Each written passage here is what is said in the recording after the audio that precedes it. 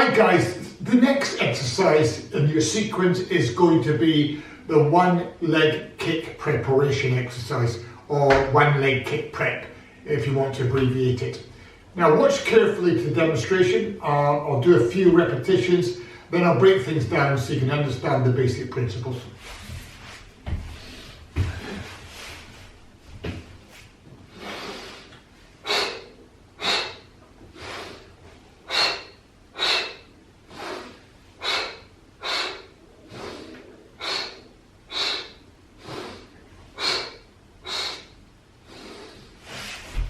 Okay, I'll take it from the top. First thing we need to discuss is your anatomical landmarks. Basically, your pelvic wings and your pubis being in contact with the mat.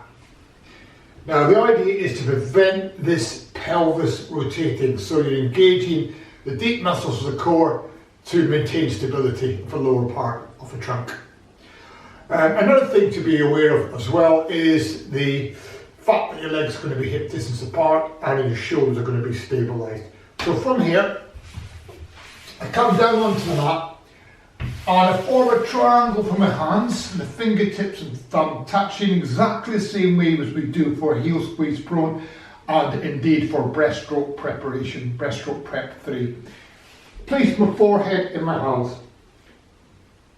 I keep the elbows wide and I slide my shoulder blades down. I stabilise my shoulder blades at the commencement of the exercise. My toes are pointed. Now when I perform this exercise, obviously I'm going to have my head down, but for the sake of clarity I'm going to lift my head slightly off the mat so you can hear the main coaching points. And as I said before, the first thing you want to make sure is your legs are exactly hip distance apart, so your ankle is travelling in a straight line backwards and forwards. From there then, I take an inhale to prepare, and I exhale point, and you'll notice immediately I exhale flex, inhale reach and lower, keeping that pelvis stable. And as particularly I'm aware of the pelvic wing of the active leg trying to lift, so once again I focus on keeping everything under control in the lower trunk. Take an inhale. You notice the exhale point, and then immediately exhale flex, inhale reach and lower. And I want to get used to the movement. I can build up the range. What I don't do is come up to range of movement and try and force it so my pelvis starts to rotate. So working to range of movement allows you to keep your pelvis flat to the mat.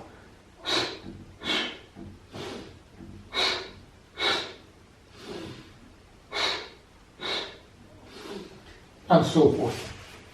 The breathing patterns are, of course, inhale to prepare, exhale point, exhale flex, and as you see at the end, inhale reach the leg up and lower.